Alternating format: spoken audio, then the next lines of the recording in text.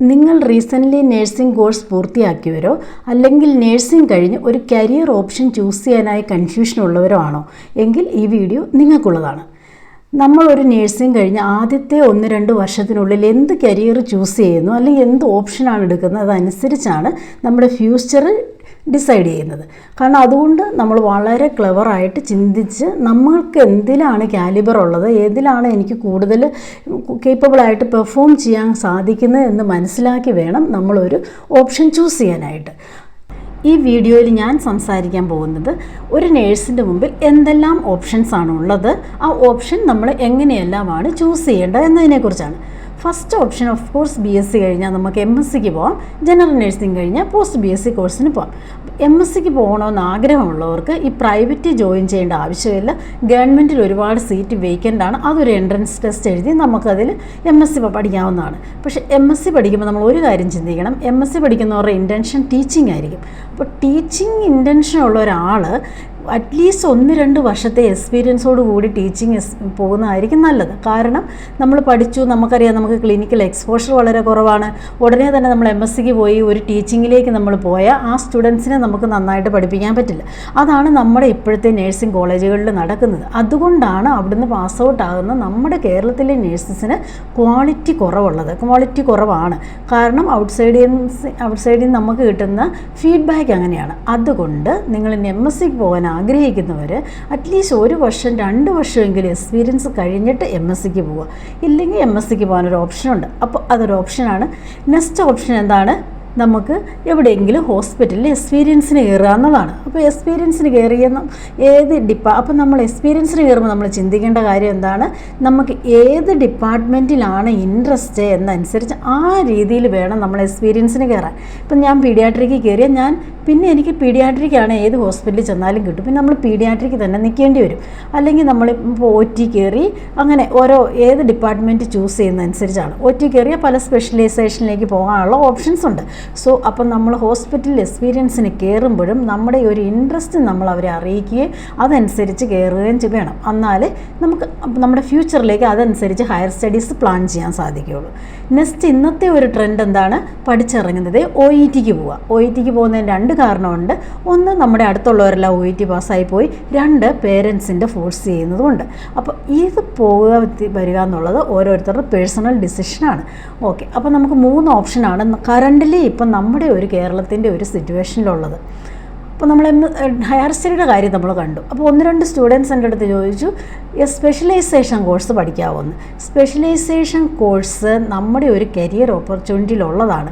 50-ൽ കൂടുതൽ സ്പെഷ്യലൈസേഷൻ ഇപ്പോൾ തന്നെ നമുക്ക് അവൈലബിൾ ആണ്. ഇന്ത്യയിലും അവൈലബിൾ ആണ്, എബ്രോഡിലും അതിൻ്റെ ഇരട്ടി അവൈലബിൾ ആണ്.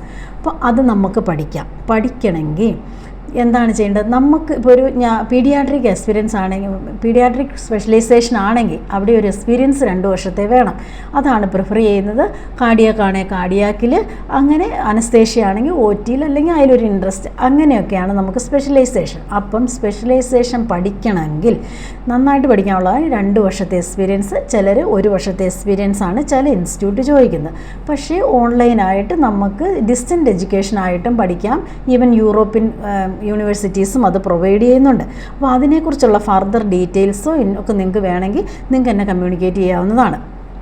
അനദർ തിങ്, അപ്പോൾ സ്പെഷ്യലൈസേഷനും കഴിഞ്ഞു, ഹയർ സ്റ്റഡിയും കഴിഞ്ഞു. അടുത്ത ഓപ്ഷൻസ് എന്താണ്? നമുക്ക് പുറത്തേക്ക്, എബ്രോഡിലേക്ക് പോകാൻ വേണ്ടിയിട്ടാണ്. അപ്പോൾ ഇത്രയും കാലം ഉണ്ടായിരുന്ന UK ആയിരുന്നു. UKയിൽ OET കഴിയുക, NMC കഴിയുക, CBT കഴിയുക, OSCE UKയിൽ പോകുന്നതായിരുന്നു. പക്ഷെ ഇപ്പോൾ UKയിലേക്കുള്ള റിക്രൂട്ട്മെൻറ്റ് വളരെ കുറച്ചിരിക്കുകയാണ്. എസ്പെഷ്യലി കേരളത്തിൽ നിന്നുള്ളത്. ഇന്ത്യയിൽ നിന്നുണ്ട്, പക്ഷേ ഇന്ത്യയിൽ നിന്നും കുറഞ്ഞു, കേരളത്തിൽ നിന്ന് അതിലും കുറഞ്ഞു. കാരണം അവർക്ക് ഔട്ട്സൈഡ് കുറച്ച് എക്സ്പീരിയൻസ് ഉള്ളവരെയാണ് പ്രിഫർ ചെയ്യുന്നത്. അവർ വേറെ സ്ഥലത്തു നിന്നൊക്കെ എടുക്കുന്നുണ്ട്. പക്ഷേ റീസെൻ്റ്ലി ഒരു പീഡിയാട്രിക് ഹോസ്പിറ്റലിലേക്ക് ഒരു വേക്കൻസി ഉണ്ടായിരുന്നു. പക്ഷേ അത് മണിക്കൂറുകൾക്കുള്ളിൽ അത് ഫില്ലായിപ്പോയി.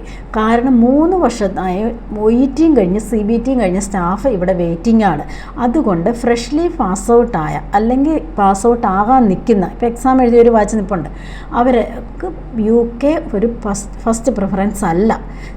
കാരണം നമ്മൾ അതിനു വേണ്ടി ടൈം വേസ്റ്റ് ചെയ്യുന്നു. ഓരോ വർഷവും നമ്മൾ പോയിക്കൊണ്ടിരിക്കുകയാണ്. അപ്പോൾ ഓരോ വർഷം പോകുമ്പോൾ നമ്മൾ എന്നാണ് വിചാരിക്കേണ്ടത്, പണ്ടത്തെ ഇതല്ല, ഇപ്പോഴും ഒരു കോമ്പറ്റീഷൻ്റെ വേൾഡാണ്. കാരണം ഓരോ വർഷവും വളരെയധികം സ്റ്റുഡൻസ് പഠിച്ചിറങ്ങി വരുന്നുണ്ട്.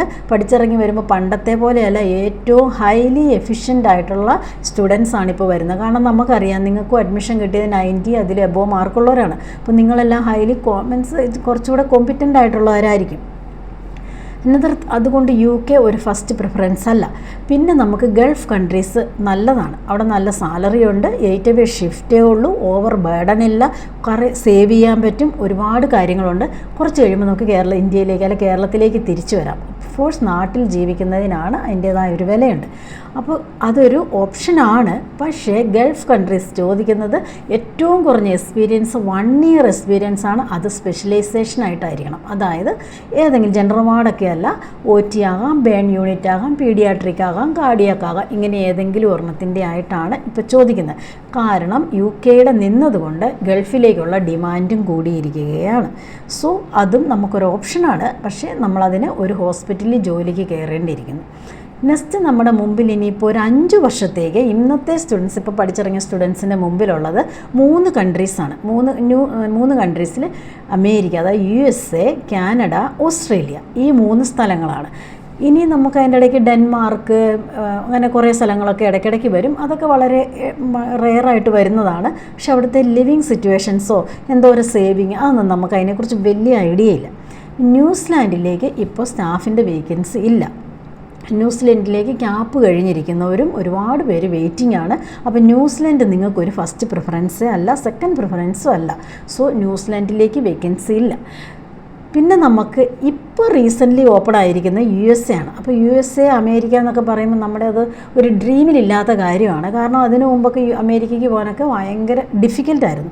പക്ഷേ ഇപ്പോൾ റീസെൻ്റ്ലി ഓപ്പൺ ആയതാണ്. നേഴ്സസിന് വേണ്ടി ഇപ്പോഴത്തെ ഭരണം കയറിയ പിന്നെ നേഴ്സസിന് വേണ്ടിയിട്ട് ഹെൽത്ത് കെയർ വർക്കേഴ്സ്, എൻജിനീയേഴ്സ്, ഇവർക്കൊക്കെ പ്രിഫറൻസ് കൂടുതലാണ്. അപ്പോൾ വളരെ ഈസി ആയിട്ട് പോകാൻ പറ്റുന്നത് ഇപ്പോൾ USA ആണ്. ചിലവും കുറവാണ്. നെക്സ്റ്റ് ഞാൻ അതിനെക്കുറിച്ച് ഡീറ്റെയിൽ ആയിട്ട് പറയാം. പിന്നെ കാനഡയുണ്ട്. കാനഡയിലെ 3 സ്റ്റേറ്റ് ഉണ്ട്. അവിടെ ഒരു 2.5 ലക്ഷം 3 ലക്ഷത്തിന് നമുക്ക് പോകാൻ സാധിക്കും. അതും ഒരു നല്ല ഓപ്ഷനാണ്. അവിടെ നല്ല സാലറി, നല്ല പാക്കേജ്, നല്ല സ്റ്റാറ്റസ് നമുക്കുണ്ട്. അടുത്തത് ഓസ്ട്രേലിയയാണ്. ഓസ്ട്രേലിയയും വളരെയധികം വേക്കൻസീസ് ഉണ്ട്. പക്ഷേ അതിലൊരു കുറച്ച് ബുദ്ധിമുട്ടാണ് നമുക്ക് അങ്ങോട്ട് അപ്രോച്ച് ചെയ്യാൻ. പക്ഷെ ഞാനീ പറഞ്ഞു വരുന്നത്, UK എല്ലാ സ്റ്റാഫ്മാരെയും എടുത്തുകൊണ്ട് പോയതുപോലെ അവരെല്ലാ സ്റ്റാഫ്മാരെയും ഈ കൺട്രീസിലേക്ക് കൊണ്ടുപോവില്ല. ഈ കൺട്രികൾക്ക് ഒരു സ്റ്റാൻഡേർഡുണ്ട്. അപ്പോൾ ആ സ്റ്റാൻഡേർഡിന് പറ്റുന്നവരെയാണ് വേണ്ടത്. അപ്പോൾ സ്റ്റാൻഡേർഡിന് പറ്റുന്ന എത്ര നേഴ്സസ് ഉണ്ടെങ്കിലും അവർ അക്കോമഡേറ്റ് ചെയ്യും. പക്ഷേ ഇതൊരു ലിമിറ്റഡ് പീരീഡ് ആകാൻ ചാൻസ് ഉണ്ട്. അമേരിക്കയുടെയൊക്കെ ഒരു 5 വർഷത്തേക്കൊക്കെ മാക്സിമം ആണ്. പക്ഷേ കാനഡയുടെയൊക്കെ ഓപ്പൺ ആയിരിക്കും, ഓസ്ട്രേലിയയുടെയും ഓപ്പൺ ആയിരിക്കും. പക്ഷേ കുറച്ച് റെസ്ട്രിക്ഷൻസ് കാണും. അപ്പം നമുക്ക് ഈ 3 കൺട്രീസ് ഒന്ന് നമുക്ക് ഡീറ്റെയിൽ ആയിട്ട് നോക്കാം. ഫസ്റ്റ് ഞാൻ പറഞ്ഞ US ആണ്. US 2 ടൈപ്പ് വിസയാണുള്ളത്. H1B വിസ, അത് റീസെൻ്റ്ലി ഉണ്ട്, പക്ഷേ ഇപ്പോഴാണ് നമുക്ക് കൂടുതലായിട്ട് ഓപ്പൺ ആയിരിക്കുന്നത്. 2 EB3 വിസ. അപ്പോൾ EB3 വിസയെക്കുറിച്ച് പറഞ്ഞാൽ അത് നമുക്ക് അപ്രോച്ചബിൾ അല്ല, അത് നമുക്ക് സാധിക്കില്ല. കാരണം 2012 മുമ്പ് രജിസ്റ്റർ ചെയ്തവർക്കാണ് EB3 വിസ കിട്ടുന്നത്. അപ്പോൾ EB3 വിസ അതിന് മുമ്പുള്ളവർക്ക്. അപ്പോൾ ഇനി നമുക്ക് അതിനെക്കുറിച്ച് ചിന്തിച്ചിട്ട് കാര്യമില്ല. അപ്പോൾ അങ്ങനെ ഒരു വിസയുണ്ട്. നമ്മൾ ഗ്രീൻ കാർഡോടുകൂടിയാണ് US പോകുന്നത്. അടുത്തതാണ് H1B visa. H1B visa means ഇത് ഹെൽത്ത് കെയർ വർക്കേഴ്സിനും എൻജിനീയേഴ്സിനും സ്കിൽഡ് ആയിട്ടുള്ളവർക്ക് വേണ്ടിയിട്ടുള്ളതാണ് മെയിനായിട്ട്. അല്ലാതെ വേറെ അതിൻ്റെ ഓപ്ഷൻസ് ഉണ്ട്, അതിനെക്കുറിച്ച് സംസാരിക്കുന്നില്ല. നമ്മുടെ കാര്യമാണ് ഞാൻ സംസാരിക്കുന്നത്. സോ ഇതിൻ്റെ എന്താണ് ചെയ്യേണ്ടത്, ഇതിന് കുറച്ച് പ്രോസസ്സ് ഈസിയാണ്. വൺസ് നമ്മളതിൻ്റെ പ്രോസസ്സ് കഴിഞ്ഞാൽ 3 മാസം അല്ലെ മാക്സിമം 6 മാസം കൊണ്ട് പ്ലേസ്മെൻ്റ് ആണ്. അപ്പോൾ അതിനെക്കുറിച്ച് നമുക്കൊന്ന് ജസ്റ്റ് ഡീറ്റെയിൽ ആയിട്ട് നോക്കാം. കാരണം ഇപ്പം എല്ലാ ഏജൻസീസും അങ്ങോട്ട് അപ്രോച്ച് ചെയ്യുന്നുണ്ട്. അപ്പോൾ നമ്മൾ ഏജൻസീനെ അപ്രോച്ച് ചെയ്യുന്നതും സൂക്ഷിച്ച് വേണം. അപ്പം അങ്ങനെയുള്ള ഡീറ്റെയിൽസ് ഏത് ഏജൻസിയാണ് നല്ലത്, ഇങ്ങനെയൊക്കെ നിങ്ങൾക്ക് അറിയണമെങ്കിൽ നിങ്ങൾക്ക് എന്നെ കമ്മ്യൂണിക്കേറ്റ് ചെയ്യാവുന്നതാണ്. സോ ഞാനൊരു ഏജൻസി നടത്തുന്നില്ല. അനദർ തിങ്, ഇതിൻ്റെ റിക്വയർമെൻ്റാണ്. H1B വിസയാണ് ഏറ്റവും ഗോൾഡൻ ഓപ്പർച്യൂണിറ്റിയാണ്. അതിന് വേണ്ടത് 1 year എക്സ്പീരിയൻസ് ആണ്. 1 year എക്സ്പീരിയൻസ് മീൻസ് നമ്മൾ പഠിച്ചിറങ്ങി രജിസ്ട്രേഷൻ കഴിഞ്ഞ് 1 year എക്സ്പീരിയൻസ്. അത് ഏത് ഡിപ്പാർട്ട്മെൻ്റ് ആയാലും കുഴപ്പമില്ല, നമുക്ക് 1 year വർക്കിംഗ് എക്സ്പീരിയൻസ് വേണം. അപ്പോൾ ഇതിനെങ്ങനെയാണ് നമ്മൾ പ്രിപ്പയർ ചെയ്യേണ്ടത്? ഇതിന് ഫസ്റ്റ് എൻക്ലെക്സ് ആർ എൻ പാസ്സാകണം. അപ്പോൾ ഈ 3 കൺട്രീസിലേക്കും എൻക്ലെക്സ് ആർ എൻ പാസ്സാകണം. എൻക്ലെക്സ് ആർ എൻ പുതിയ രീതിയിലുള്ള എൻക്ലെക്സ് ആറിനാണ് 2024 ഏപ്രിൽ മുതൽ. പക്ഷേ ഇത് ഇപ്പോൾ പാസ്സാകുന്ന റേറ്റ് കൂടുതലാണ്. ഇനീഷ്യലി നമ്മൾ ഓർത്ത് ഇതിൻ്റെ കുറച്ച് ബുദ്ധിമുട്ടാണല്ലോ, ക്ലിനിക്കൽ ജഡ്ജ്മെൻറ്റും എല്ലാം ഇതിൻ്റെ അകത്ത് കൂടുതൽ ഇൻവോൾവ് ആയി. അപ്പോൾ നമുക്ക് എക്സാം ഡിഫിക്കൽട്ട് ആയിരിക്കും നമ്മൾ ഓർത്ത്. പക്ഷേ പാസിംഗ് റേറ്റ് ഇപ്പോൾ കൂടുതലാണ്. അതുകൊണ്ട് എൻക്ലെക്സ് ആറിന് ഒരു നല്ല ഓപ്ഷനാണ്. അപ്പോൾ എൻക്ലെക്സ് ആറിന് ഈ 3 രാജ്യത്തിലേക്കും ആവശ്യമാണ്. എൻക്ലെക്സ് ആറ് ലൈഫ് ലോങ് വാലിഡിറ്റിയാണ്. Another thing, once NCLEX R N പാസ്സായാൽ, ഇപ്പോൾ നമ്മൾ ഈ കാണുന്ന എല്ലാ എൻക്ലെക്സ് ആറും പാസ്സായവർക്ക് 3 മാസം കൊണ്ട് പ്ലേസ്മെൻ്റ് എന്നാണ്. അപ്പോൾ അത് പാസ്സായിക്കഴിഞ്ഞാൽ ഒരു ഇംഗ്ലീഷ് ടെസ്റ്റാണ് അമേരിക്കയിലേക്ക് വേണ്ടത്. അത് IELTS ആണ്, ടോഫലുണ്ട്. അപ്പോൾ നമ്മൾ യൂഷ്വലി IELTS ആണ് എല്ലാവർക്കും നമുക്ക് ഫെമിലിയർ. ടോഫലും ഈസിയാണ്. ചില സ്റ്റേറ്റിലേക്ക് മാത്രം എന്താണ് OET അക്സെപ്റ്റ് ചെയ്യുന്നുണ്ട്. അപ്പോൾ അമേരിക്കയുടെ പലയിടത്തും പല സ്റ്റേറ്റും വേറെ വേറെയാണ്. പക്ഷേ IELTS എല്ലായിടത്തും തന്നെ അക്സെപ്റ്റ് ചെയ്യും. പിന്നെ വിസ സ്ക്രീനിങ് എന്ന് പറയുന്നൊരു പ്രോസസ്സാണ്. വിസ സ്ക്രീനിങ് എന്ന് പറഞ്ഞാൽ നമ്മുടെ കയ്യിലുള്ള ഡോക്യുമെൻറ്റ്സ് ഒക്കെ കൊടുത്തുള്ളതാണ്. പക്ഷേ ഇത് കഴിഞ്ഞ് കഴിയുമ്പോൾ വിസ സ്ക്രീനിങ്ങിനെ കുറിച്ച് അപ്പം നമുക്ക് ഡീറ്റെയിൽ ആയിട്ട് അറിയാവുന്നതാണ്. അപ്പോൾ അതും സിമ്പിളായിട്ട് നടക്കും. വൺസ് വിസ സ്ക്രീനിങ് കഴിഞ്ഞാൽ നമുക്ക് എംപ്ലോയറിൻ്റെ ഇൻ്റർവ്യൂ, പിന്നെ ഡയറക്റ്റ് വിസ പ്രോസസ്സിങ്ങും റിക്രൂട്ട്മെൻറ്റും ആണ്. അപ്പോൾ അത് വളരെ ഈസിയാണ്. അതായത് എംപ്ലോയർ നമ്മളെ ഡയറക്റ്റ്ലി എടുക്കുന്നതുകൊണ്ട് നമുക്ക് ഗ്രീൻ കാർഡ്, ഇതിൻ്റെ ഒരു ഡ്രോബാക്ക് എന്ന് പറഞ്ഞാൽ നമുക്ക് ജോയിൻ ചെയ്യുമ്പോൾ തന്നെ ഗ്രീൻ കാർഡ് കിട്ടില്ല. അത് 2 വർഷം നമ്മൾ അവിടെ വർക്ക് ചെയ്ത് കഴിഞ്ഞാണ് ഗ്രീൻ കാർഡിന് നമുക്ക് അപ്ലൈ ചെയ്യാൻ സാധിക്കുകയുള്ളൂ. അതതിൻ്റെ ഒരു ഡ്രോബാക്കാണ്. പക്ഷേ ബാച്ചിലറായി പോകുന്നവർക്കും അതൊന്നും ഈസി ആയിട്ട് ചെയ്യും. പക്ഷേ 2 വർഷത്തിനുള്ളിൽ ഗ്രീൻ കാർഡ് കിട്ടും. അല്ലേ തന്നെ നമ്മളവിടെ ചെന്നൊരു 6 മാസം കഴിയുമ്പോൾ നമ്മുടെ എംപ്ലോയർ ഗ്രീൻ കാർഡിന് നമുക്ക് വേണ്ടി അപ്ലൈ ചെയ്താൽ നമുക്ക് ഗ്രീൻ കാർഡ് കിട്ടും. ഇതാണ് അതിൻ്റെ ഫസ്റ്റ് തിങ്. സെക്കൻഡ് തിങ്, ഇതിന് IELTS 6.5 ആണ് ഓവറോൾ വേണ്ടത്. സ്പീക്കിങ്ങിന് 7 വേണം. അതാണ് IELTSൻ്റെ നിയമം. ഇതിന് ഇപ്പം കൂടുതലായിട്ടും വേക്കൻസി വന്നേക്കുന്ന സ്റ്റേറ്റുകൾ Washington, California, Georgia, South Carolina, New York, ഇങ്ങനെയുള്ള സ്റ്റേറ്റിലേക്കൊക്കെ ഹ്യൂജ് വേക്കൻസീസ് ആണ്. അതുകൊണ്ട് ഈ ഓപ്ഷൻ ഏറ്റവും ബെസ്റ്റാണ്. അപ്പോൾ ഇവിടുത്തെ ഒരു ഗുണം എന്ന് പറഞ്ഞാൽ സെറ്റിൽമെൻറ്റ് ഓപ്ഷനുണ്ട്. വളരെ ഈസി ആൻഡ് ഫാസ്റ്റ് പ്രോസസ്സാണ്. പിന്നെ പ്രൊഫഷണൽ ഡെവലപ്മെൻറ്റ്, കൂടുതൽ പഠിക്കണം എന്നൊക്കെ ഉള്ളവർക്ക് ഈസി ആയിട്ട് പ്രൊഫഷണൽ ഡെവലപ്മെൻറ്റ് കൊടുക്കുന്ന കിട്ടും. അതാണ് അടുത്ത ഓപ്ഷൻ. അപ്പോൾ US നിങ്ങൾക്കുള്ള ഒരു ബെസ്റ്റ് ഓപ്ഷനാണ്. പക്ഷേ അപ്പോൾ നമുക്ക് 1 ഇയർ എക്സ്പീരിയൻസ് ആണ്. നിങ്ങൾ പഠിച്ചിറങ്ങി ഒരു 3 മാസത്തിനുള്ളിൽ തന്നെ എൻക്ലെക്സ് ആർ എൻ പയ്യെ പഠിച്ചു തുടങ്ങണം. ഇത് തിയറി തന്നെയാണ്. അതിനൊരു പ്രത്യേക രീതിയിൽ പഠിച്ചിട്ടുണ്ടെങ്കിൽ എല്ലാവർക്കും നമുക്കത് പാസ്സാകാൻ സാധിക്കും. എല്ലാവരും പറഞ്ഞ് പേടിപ്പിക്കുന്നത് പോലെ എൻക്ലെക്സ് ആർ എൻ പേടിക്കേണ്ട ഒരു സാധനമല്ല, എല്ലാവർക്കും കിട്ടുന്നതാണ്. ഇപ്പോൾ എന്തോരം പേരാണ് പാസ് ഔട്ട് ആകുന്നത്. അപ്പോൾ USൻ്റെ അത്രയാണ്. അടുത്തതാണ് നമുക്ക് കാണാനുള്ളതാണ് ഓസ്ട്രേലിയ. ഓസ്ട്രേലിയയുടെ ഞാൻ പറയാം. ഓസ്ട്രേലിയക്ക് ആദ്യം രജിസ്ട്രേഷനാണ്. അതിനെക്കുറിച്ച് ഞാൻ വ്യക്തമായിട്ട് പറയുന്നില്ല. രജിസ്ട്രേഷൻ പ്രോസസ്സ് കാര്യങ്ങളൊക്കെ ഉണ്ട്. അത് ഈസിയാണ്, സെൽഫ് ചെക്കൊക്കെയാണ്. അത് ഈസി മീൻസ് നമുക്ക് അതിൻ്റെ ക്വാളിഫിക്കേഷൻ ഉണ്ടെങ്കിൽ. BSc ആണ് ജനറൽ നഴ്സിങ്ങിനെ ഈ 2 സ്ഥലത്തേക്കും അക്സെപ്റ്റ് ചെയ്യില്ല. ദെൻ സ്റ്റെപ്പ് ഫസ്റ്റ്, ഇതിനും ഓസ്ട്രേലിയയ്ക്കും എൻക്ലെക്സ് ആർ എൻ പാസ്സാകണം. പിന്നെ അവിടെ ചെന്നിട്ട് എൻക്ലെക്സ് ആറിൻ്റെ ഫീസും കൂടെ ഞാൻ പറയാം. എല്ലാ സ്ഥലത്തും $200 പ്ലസ് $150. അത് നമ്മൾ മീൻസ് ഇൻ്റർനാഷണൽ സ്റ്റുഡൻ്റ് ആയതുകൊണ്ട് അല്ലെങ്കിൽ നേഴ്സ് ആയതുകൊണ്ടാണ്. അപ്പം നമുക്ക് $350 ആണ് ഒരു എൻക്ലെക്സ് ആറിൻ്റെ ഫീസ്.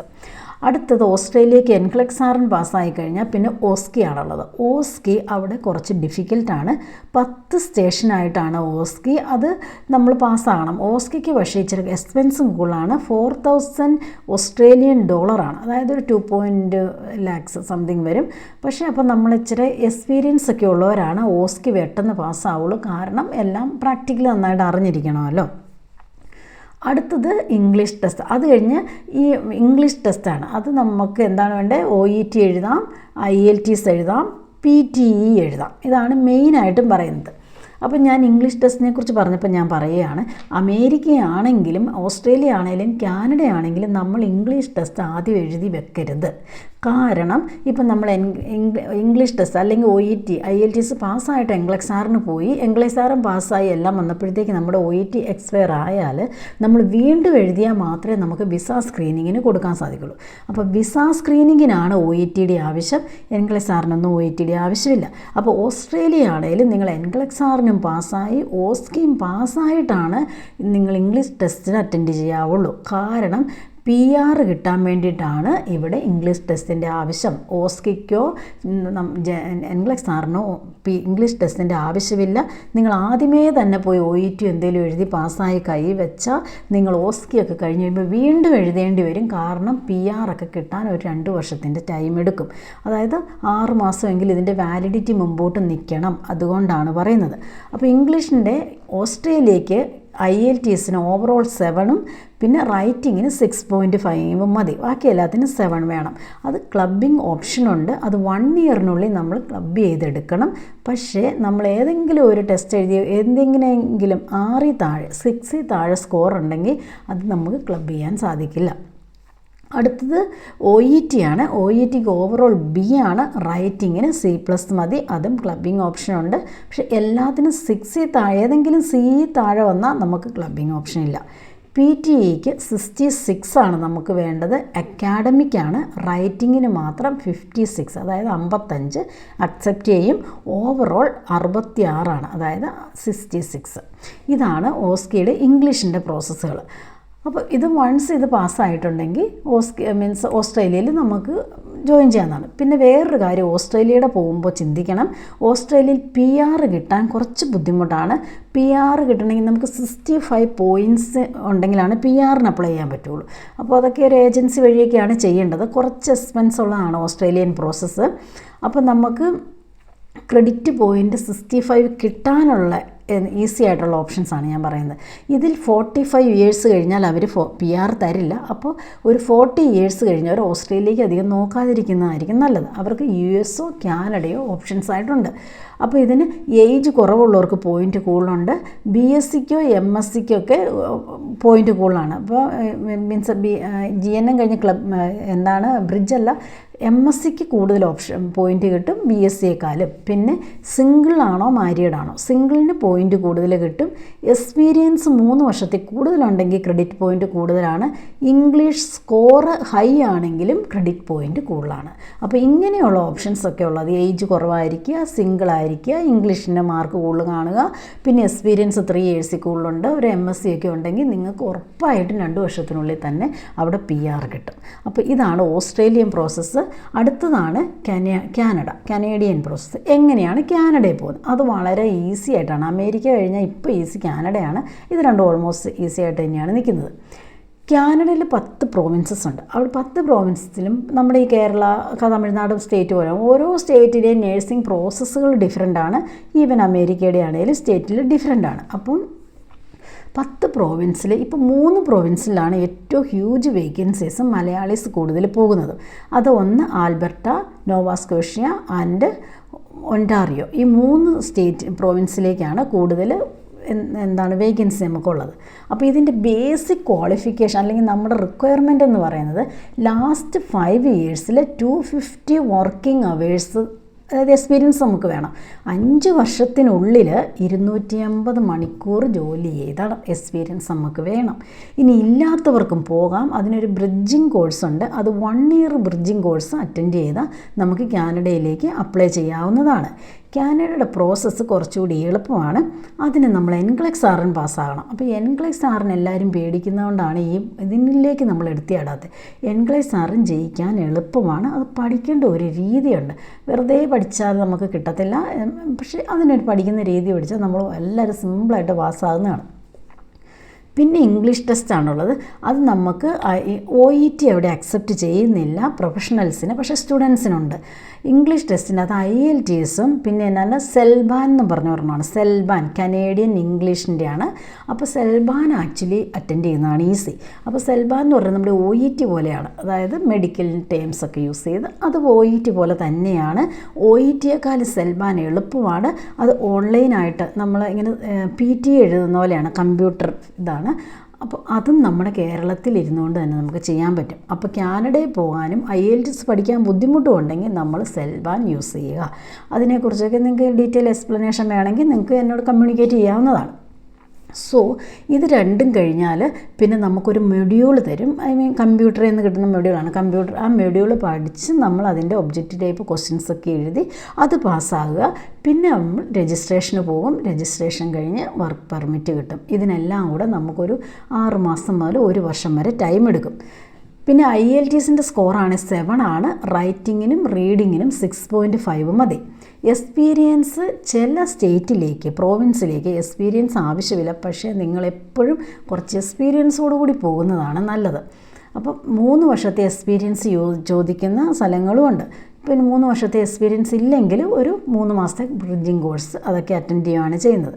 അപ്പോൾ കാനഡയിലേക്ക് പോകാനുള്ള ടോട്ടൽ കോസ്റ്റ് എന്ന് പറഞ്ഞാൽ $600 to $700 കനേഡിയൻ ഡോളറാണ്. അത് ഒരു 60 വെച്ചാണ്. അപ്പോൾ അതനുസരിച്ച് നിങ്ങൾ നോക്കിയാൽ മതി. അപ്പോൾ ഈ 3 രാജ്യങ്ങളാണ് ഇപ്പം നമ്മുടെ മുമ്പിൽ ഏറ്റവും പ്രിഫറൻസ് ഉള്ളത്.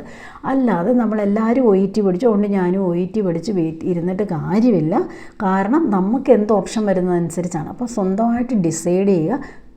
സ്വന്തമായിട്ട് നമ്മൾ ചെയ്യാനുള്ളൊരു കപ്പാസിറ്റി ഉണ്ടാകും. ഇതാണ് നമുക്ക് വേണ്ടത്. അപ്പോൾ ഇതാണ് ബെസ്റ്റ് ഒരു ഓപ്ഷൻ. നിങ്ങളുടെ ഒരു കരിയർ ചോയ്സ് ഇതിൽ ഏത് വേണം ചൂസ് ചെയ്യുക എന്നുള്ള രീതിയിൽ ഞാൻ പറഞ്ഞതാണ്. കാരണം ഈ കൺട്രീസ് ഒന്നും നമ്മൾ ഇതുവരെ അപ്രോച്ച് ചെയ്യാത്തതാണ്. അപ്പോൾ ആരും ഇതിനു മുമ്പ് പറഞ്ഞിട്ടില്ല.